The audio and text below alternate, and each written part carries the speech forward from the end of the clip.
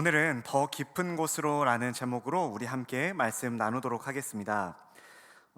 에베소서는 사도 바울이 에베소 교회의 성도들에게 보내는 편지입니다. 우리 성도님들은 에베소 교회하면 어떤 것이 떠오르시나요?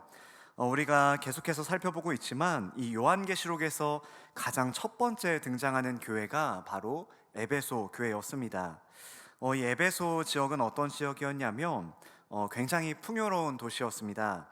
또한 우상과 미신이 많이 퍼져 있는 곳이기도 했고, 로마 황제를 숭배하기 위해서 바쳐진 신전이 세 군데나 있을 정도였습니다.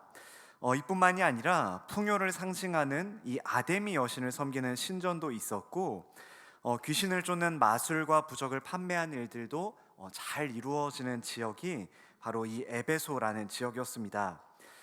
이처럼 에베소 지역은 풍요와 그리고 우상 숭배에 깊이 빠져 있었던 도시라고 할 수 있겠는데요. 그런데 풍요와 우상 숭배에 깊이 빠져 있는 에베소 이 지역에 사도 바울이 복음을 전하고 교회를 세우는 일들을 하게 됩니다. 사도 바울이 이곳에서 얼마나 사역을 열심히 했는지 사도행전 20장 31절은 이렇게 말해주고 있는데요.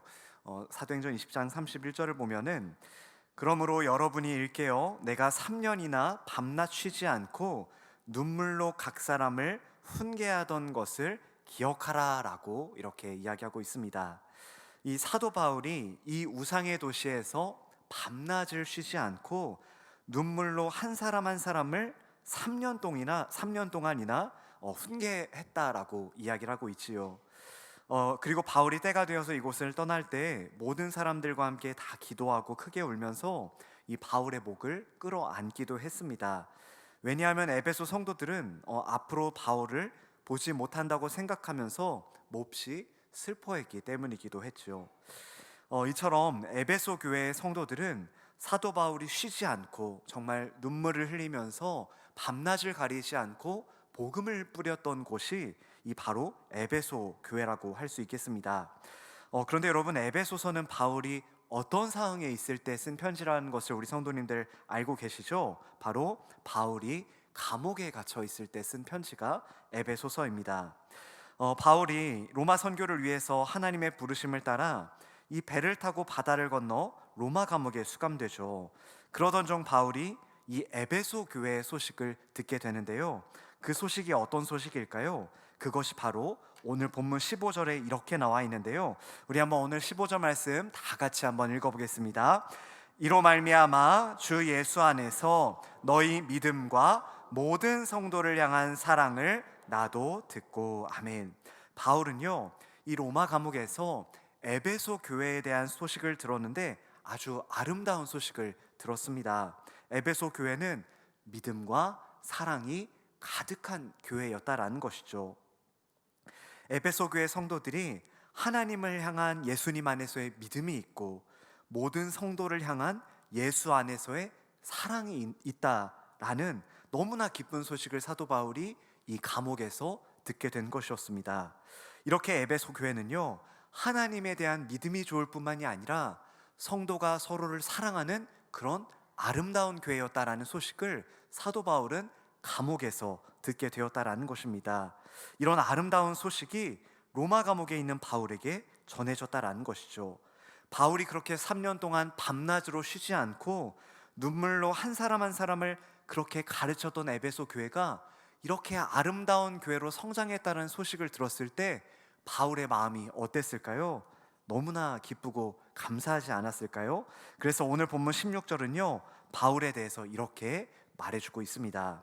내가 기도할 때 기억하며 너희로 말미암아 감사하기를 그치지 아니하고. 아멘. 이처럼 바울은요, 이 에베소 성도들로 말미암아 하나님께 감사를 드렸습니다. 비록 몸은 멀리 떨어져 있었지만 바울은 이 에베소 성도들을 위해서 계속해서 기도하고 있었습니다. 분명 지금까지 바울이 에베소 교회에 대해서 들은 소식은요, 너무나 기쁘고 감사한 소식이죠. 하나님을 향한 예수님 안에서의 믿음이 있고 모든 성도를 향한 사랑이 있는 곳이라는 참 아름다운 소식을 사도 바울이 들었기에 참 기뻤을 것입니다. 만약 우리 성도님들도 내가 3년 동안 내가 교육부서라든지 교회 안에서 교회에 처음 등록한 분을 3년 동안 열심히 가르쳤는데 내가 그 교회에는 없고 다른 지역에 갔을 때 그 성도님이 신앙생활을 아주 잘하고 있다는 이야기를 들으면 얼마나 기쁘겠습니까? 바울도 그랬다라는 것이죠. 그런데요, 사실 하나님을 향한 예수님 안에서의 믿음이 있고 성도들이 서로를 사랑하는 그런 교회, 참 귀한 교회이지 않습니까? 그런데요, 사도 바울은 여기에서 만족할 법도 한데 오늘 본문을 보면 사도 바울은 여기에서 만족하지 않는 것을 알 수 있습니다. 현재 에베소 교회가 참 좋은 교회, 참 아름다운 교회의 모습이지만, 그러나 사도 바울은요, 에베소 성도들이 지금 있는 그 자리에서 멈추는 것이 아니라 더 깊은 곳으로 더 하나님을 알아가는데 힘쓰기를 원했다라는 것을 오늘 본문을 통해서 우리는 알 수 있지요. 그래서 오늘 우리가 함께 읽은 이 본문 말씀은요, 사실 사도 바울의 에베소 성도들을 향한 기도문이라는 것을 우리는 알 수 있습니다. 분명히 에베소 지역의 그리스도인들이 예수님을 믿는 신자가 되고 서로를 사랑하고 있지만, 거기서 더 나아가서 하나님의 풍성하고 놀라운 은혜를 더 깊이 경험하게 해달라고 사도 바울이 오늘 기도하고 있다라는 것입니다. 하나님의 은혜가 얼마나 풍성하고 하나님의 은혜가 얼마나 놀라운지를 이 에베소 지역의 성도들이 더 깊이 깨닫게 되게 해달라고 사도 바울은 그 감옥 속에서도 기도하고 있었다라는 것입니다. 설교를 준비하면서 문득 그런 생각이 들었습니다. 우리 성도님들께서는 신앙생활을 얼마나 하셨습니까? 아마 몇십 년 엄청 오래 하셨을 거란 생각이 드는데요. 저도 이제 모태신앙이기 때문에 연수로만 생각을 해보니까, 제 나이대로 계산을 해보니까 한 37년을 교회를 다닌 것 같습니다. 하지만 저보다 더 교회를 오래 다니신 성도님들이 있으시겠지만, 우리가 오늘 이 자리에서 멈춰있는 신앙이 아니라 매일매일 날마다 하나님에 대한 신앙이 견고해지고 자라나가는 우리 모든 성도님들 될 수 있기를 간절히 소망합니다. 이렇게요, 바울은요, 에베소 성도들이 더 자라나기를 바랬습니다. 더 깊은 곳으로 가기를 바랬는데요, 그래서 바울이 어떤 기도를 하고 있냐면, 먼저 바울이 17절을 통해서 이렇게 기도하고 있는데, 우리 한번 17절 말씀을 다 같이 한번 읽어보겠습니다. 우리 주 예수 그리스도의 하나님, 영광의 아버지께서 지혜와 계시의 영을 너희에게 주사 하나님을 알게 하시고. 아멘. 사도 바울은요, 지혜와 계시의 영을 너희에게 주사 하나님을 알게 해달라고 기도하고 있습니다. 여러분, 여기서 지혜와 계시의 영은 누구를 가리키고 있는 것일까요? 바로 성령님을 가리키고 있는 것입니다. 조금 더 구체적으로 말한다면, 지혜는 하나님을 바르게 분별할 수 있는 통찰력을 의미하고, 계시는 숨겨진 것을 드러내시며 하나님을 보여주시는 성령님의 활동이라고 할 수 있겠는데요, 그런데 바로 여기에 우리가 믿는 기독교의 아주 독특한 점이 여기 있습니다. 그것이 무엇이냐면요, 우리는 성령님께서 우리에게 빛을 비춰주시지 않으면 하나님을 알 수 없다라는 사실입니다. 성령님께서 우리 안에 함께 계시지 않고 우리 안에 빛을 비춰주시지 않는다면, 아무리 우리가 하나님의 말씀을 읽고 연구한다라고 하더라도 우리는 하나님을 알 수도 없고 하나님을 믿을 수도 없다라는 것이죠. 그래서 사도 바울이 고린도전서에서 어떻게 지적했냐면, 고린도전서 2장 14절에서 사도 바울은 이렇게 지적하고 있습니다. 육에 속한 사람은 하나님의 성령의 일들을 받지 아니하나니 이는 그것들이 그에게는 어리석게 보임이요 또 그는 그것들을 알 수도 없나니 그러한 일은 영적으로 분별되기 때문이라 라고 말해주고 있습니다. 아무리 사회에서 어떤 박사라고 할지라도, 아무리 공부를 많이 한 사회의 지식인이고 엘리트라고 할지라도 성령님께서 그 사람 안에 계시지 않는다라면, 그 사람이 아무리 지식적으로 뛰어난 사람이라고 할지라도 하나님의 말씀을 깨달을 수도 이해할 수도 믿을 수도 없다라는 것을 사도 바울은 말해주고 있다는 것입니다. 성령님께서 그 사람 마음 가운데서 빛을 비춰주시지 않는다면 그것은 이해할 수도 없고 어리석게 보일 수밖에 없다라는 것이죠. 왜냐하면 이런 일들은 영적으로만 깨달을 수 있기 때문에 그렇습니다. 그래서 예수님을 믿지 않는 사람들에게 십자가는 어리석게 보입니다. 예수님의 십자가 고난을 이해할 수가 없습니다. 우리가 종종 교회에서 보면은 예배 시간에 예수님의 십자가에 대한 이야기를 듣고 눈물 흘리시는 성도님들이 있는데요, 예수님을 믿지 않은 사람들은 그것을 도저히 이해하지 못합니다. 도리어 이상하게 생각하죠. 그리고 고3 학생들이 시험 기간에도 교회를 가는 것, 귀한 여름 휴가 기간에 휴양지로 놀러 가는 것이 아니라 선교를 가고 교회 수련회를 도우러 가는 것을 이 사람들은 결코 이해할 수가 없습니다. 하나님께 헌금을 드리는 것, 성찬식 때 눈물을 흘리면서 예수님의 몸과 피를 받는 것을 이해를 할 수 없다라는 것이죠. 그러나 우리는 다를 줄로 믿습니다. 왜냐하면 우리 안에 성령 하나님께서 계시기 때문입니다. 그래서 우리 그리스도인들은요, 이렇게 고백할 수 있습니다. 고린도전서 1장 18절인데요, 우리 한번 이 말씀은 다 같이 한번 고백해 보겠습니다. 십자가의 도가 멸망하는 자들에게는 미련한 것이요 구원을 받는 우리에게는 하나님의 능력이라. 아멘. 왜냐하면 십자가는 우리의 죄를 깨끗하게 하시고 우리를 구원해 주시는 하나님의 능력이라는 것을 우리가 우리 안에 계신 성령님으로 말미암아 깨닫고 믿을 수 있기 때문에 그렇습니다. 사랑하는 성도 여러분, 간절히 소원하기는 성경을 읽을 때 하나님의 말씀을 듣기에 앞서서 언제나 이렇게 기도할 수 있는 우리 성도님들 될 수 있었으면 좋겠는데요, 시편 119편 18절에 보면은요, 이런 시편 기자의 고백이 있습니다. 우리 한번 이 말씀도 다 같이 한번 고백해 볼까요? 내 눈을 열어서 주의 율법에서 놀라운 것을 보게 하소서. 아멘.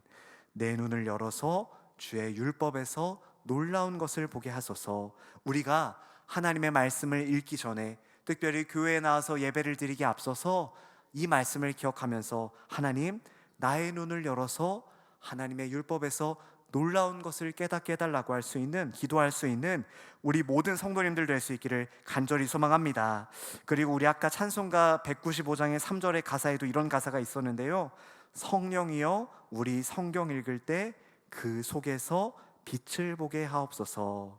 이처럼 날마다 하나님을 더 깊이 알아가는 은혜가 우리 모든 성도님들 가운데 가득할 수 있기를 간절히 소망합니다. 이렇게요, 사도 바울의 기도가 계속되고 있는데 우리 한번 18절 말씀도 한번 더 같이 한번 읽어보겠습니다. 너희 마음의 눈을 밝히사 그의 부르심의 소망이 무엇이며 성도 안에서 그 기업의 영광의 풍성함이 무엇이며. 아멘. 우리가 방금 읽었었던 27절 말씀과 연결이 된 부분이죠. 사도 바울은 이 에베소 성도들을 위해서 기도할 때 처음 뭐라고 기도하냐면 너희 마음의 눈을 밝히사라고 이야기하고 있습니다. 성령 하나님께서 이 에베소 성도들의 마음의 눈을 밝혀주시고 환하게 열어주셔서 하나님을 더 깊이 알아가게 해주십시오라고 기도하고 있는 것입니다. 여러분, 이해를 돕기 위해서 한 작은 이야기를 드리면 이런 이야기가 있습니다. 어느 날 한 미술관에 눈이 보이지 않는 한 분이 초청을 받았습니다. 그런데 이 사람이 이 자신의 이 손끝으로 이 조각의 윤곽을 만지면서 이렇게 말했습니다. 아, 아름답네요 라고 이렇게 이야기를 했습니다. 그러자 옆에 있던 사람이 놀라면서 이렇게 물었습니다. 당신은 보지도 못하는데 어떻게 아름답다라고 하시죠? 그러자 이 앞이 보이지 않는 사람이 이렇게 대답했습니다. 저는 눈으로는 못 봐도 마음으로는 보입니다 라고 이야기합니다. 오늘 이 방금 읽었던 이 18절의 사도 바울의 기도가 이와 비슷하다라는 것입니다. 오늘 바울은요, 바로 그 마음의 눈을 위해서 기도하고 있다라는 것이죠. 성령 하나님께서 에베소 성도들의 마음의 눈을 환히 밝혀달라고 기도하고 있는 것입니다. 그런데 사도 바울은 에베소 교인들이 무엇을 알아가기를 위해서 이렇게 기도했던 것일까요?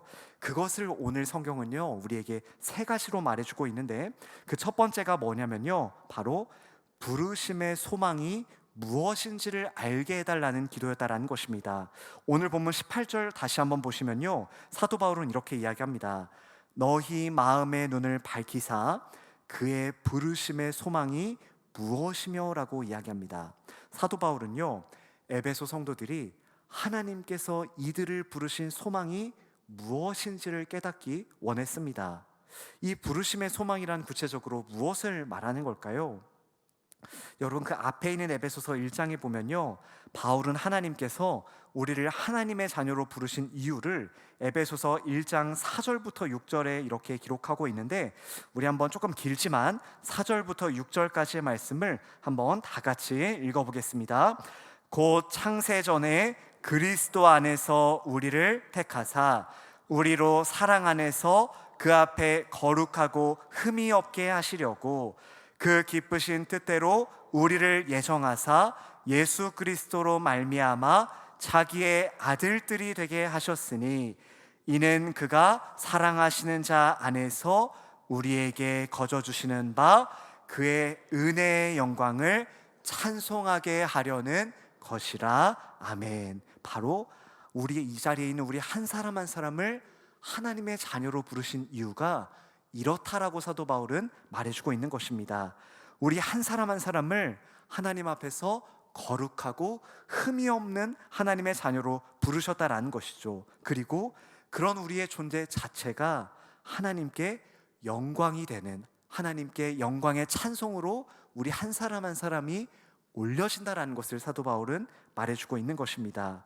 이처럼 하나님께서 우리를 하나님의 거룩한 백성으로 부르신 것은 우리가 예수님과 함께 하나님의 상속자가 되고 하나님과 온전히 교제하고 하나님께 영광과 하나님께 찬송을 올려드리는 존재로 우리를 부르셨다라는 것을 사도 바울은 말해주고 있다라는 것입니다. 하나님은 우리가 예수님을 알고 예수님을 사랑하고 하나님의 말씀에 순종하고 섬기고 하나님과 교제를 나누기 위해서, 그런 삶을 살아가기 위해서 우리를 부르셨다라는 것이죠. 그리고 이뿐만이 아니라 예수님을 믿으면서 당하는 고난이 있지만 현재 당하는 고난을 넘어서 언젠가 나타날 영광을 바라보는 그런 소망을 가진 삶으로 우리를 부르셨다라고 사도 바울은 말해주고 있는 것이죠. 그래서 성도들은 바로 이것을 소망하면서 살아간다라고 이야기하고 있는 것입니다. 이처럼 사도 바울은 에베소 성도들이 이미 예수님을 믿고 있음에도 불구하고 부르심의 소망을 알게 해달라고 기도하고 있다라는 것이었습니다. 우리 사랑하는 귀한 성도 여러분, 우리의 인생에 결코 우연이란 없는 줄로 믿습니다. 우리의 발걸음 한 걸음 한 걸음이 하나님의 모든 섭리 아래 있다라는 것을 우리는 알아야만 하는데요. 그렇다면 하나님은 나를 왜 부르셨을까요? 하나님은 나를 무엇을 위해서 나를 부르셨을까요? 하나님은 왜 나를 이 자리에, 하나님은 왜 나를 이 승동교회에 여기서 하나님을 예배하도록 인도하셨을까요? 가장 먼저는 우리를 하나님과 교제하고 하나님을 사랑하고 하나님의 이름을 높이고 하나님의 말씀대로 거룩하게 살아가는 삶으로 우리를 부르신 줄로 믿습니다. 하나님께서 나를 부르셨다라는 것을 기억하면서 우리에게 나타날 영광을 바라보며 소망을 가지고 이 땅을 살아가시는 우리 모든 성도님들 되시기를 간절히 소망합니다. 이렇게 사도 바울이, 그리고 두 번째로 사도 바울이 알기를 원했던 것은 무엇이냐면 18절을 보시면 사도 바울이 이렇게 이야기합니다. 성도 안에서 그 기업의 영광의 풍성함이 무엇이며 라고 이야기합니다. 다시 말해서 사도 바울은 에베소 성도들이 앞으로 누릴 이 미래에 상속받을 영광이 얼마나 풍성한지를 알게 해달라고 기도하고 있는 것이었습니다. 다시 말해서 성도들이 앞으로 누릴 그 찬란한 영광이 얼마나 풍성한지를 알게 해달라는 기도였다라는 것입니다. 그런데 여러분, 사도 바울은 왜 이런 기도를 드리는 것일까요? 그 이유는 앞으로 그 누릴 찬란한 영광을 묵상하고 생각하면서 이 땅에서 우리들이 그리스도인답게 살아가도록 격려하기 위함이었습니다. 여러분, 등산을 한다고 우리가 한번 생각해 볼까요? 등산을 좋아하시는 분들이라면 산을 올라가는 것이 즐거울 것입니다. 그러나 산을 좋아하지 않는 분들은 힘들 것이죠. 그런데 이때 앞에서 이끌어가는 사람들이 열심히 뒤에서 힘들게 올라오는 사람들에게 아마 이렇게 이야기할 것입니다. 힘내, 이제 거의 다 왔어 라고 이야기할 것입니다. 그 말을 듣고 보면은 위를 바라보면 아마 정상이 보이게 되겠죠. 왜 이렇게 말하는 걸까요? 도착 지점에 거의 다다랐다라는 것을 알게 되면 우리 눈에 정상이 보이기 시작하면 포기하지 않고 좀 더 힘을 내서 걸어갈 수 있기 때문에 그렇습니다. 이것은 우리에게도 마찬가지입니다. 이 땅에서 우리가 살아가다 보면 우리를 넘어뜨리려고 하는 유혹이 얼마나 많이 있습니까? 이 세상에 얼마나 귀하고 반짝거리는 것들이 얼마나 많이 있을까요? 그러다 보면 우리가 이 세상의 찬란함과 빛나는 것에 눈이 멀 때가 있습니다. 그러나 우리가 앞으로 우리에게 주어질 그 찬란한 영광과 면류관을 바라볼 때 우리는 다른 세상의 것에 눈에 멀지 않을 것입니다.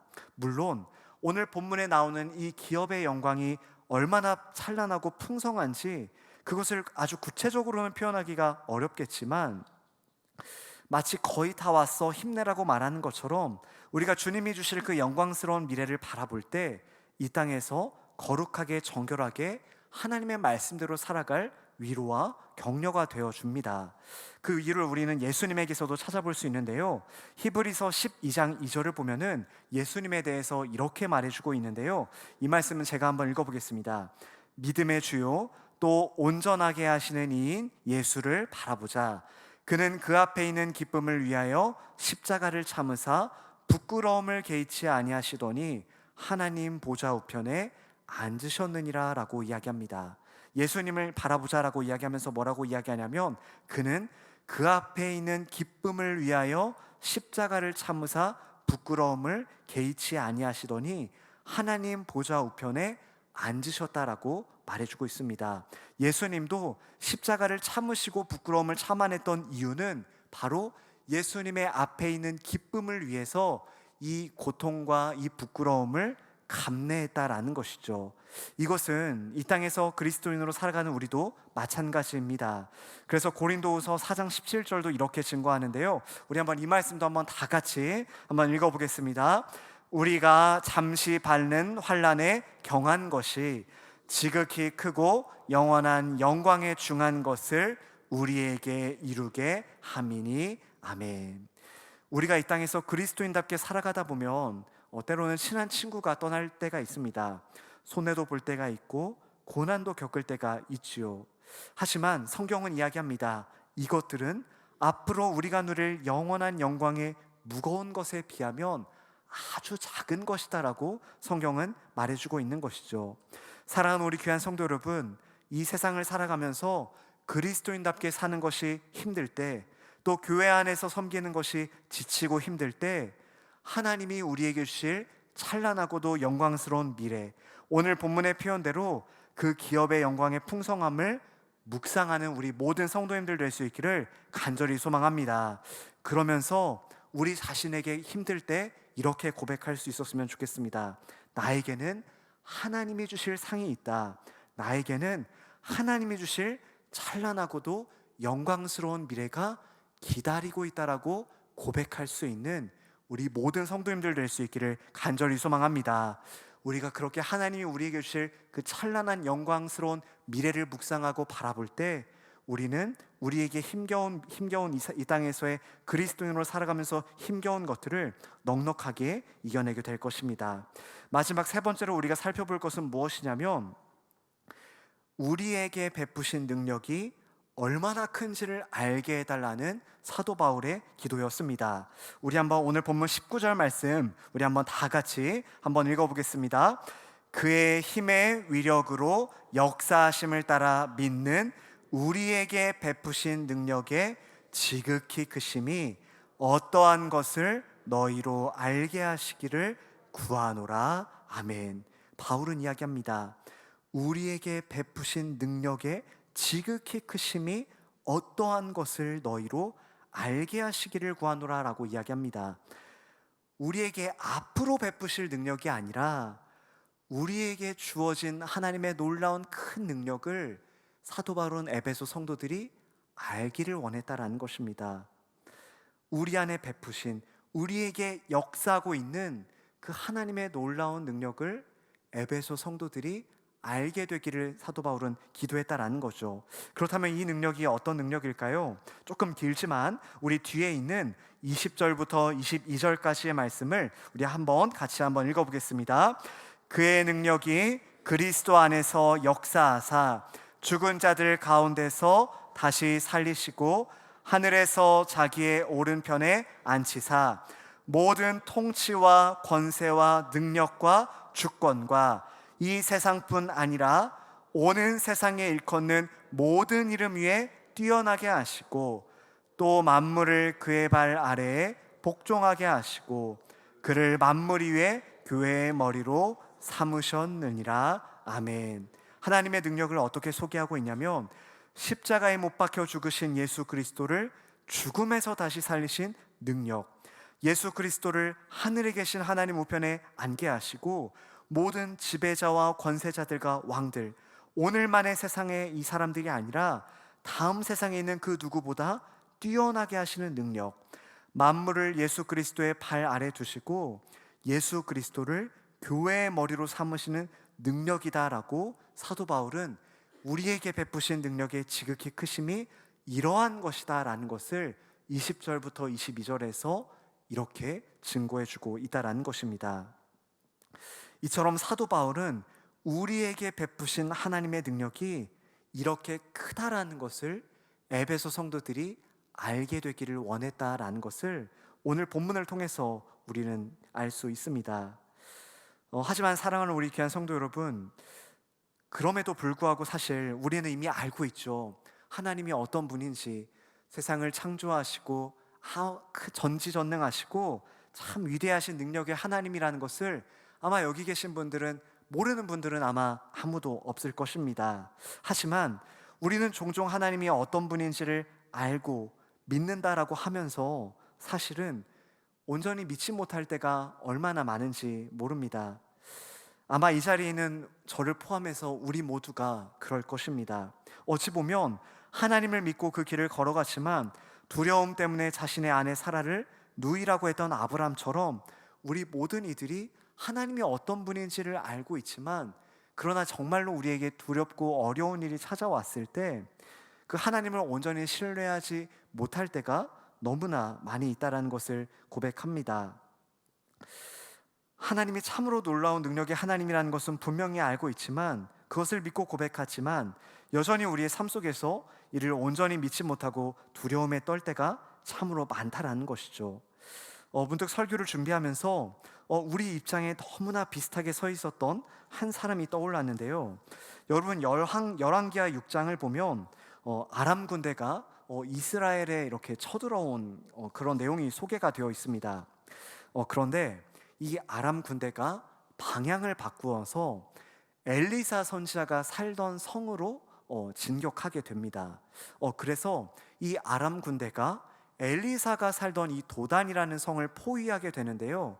여러분, 이 도단이라는 성에 사는 사람들이 얼마나 두려웠을까요? 그래서 어떤 상황이 펼쳐지냐면 엘리사의 종이 이 성을 포위한 군대를 보면서 두려움에 벌벌 떱니다. 어찌 보면 우리들의 모습과 비슷하죠. 기적을 일으키고 놀라운 능력을 행하던 엘리사 선지자와 함께 살고 있었던 이 청년, 이 종이었지만 이 군대가 이 자기가 살고 있던 도단성을 둘러싸니까 군대가 오니까 벌벌 떨고 이 선지자에게 어떻게 해야 할까요? 라고 질문하게 됩니다.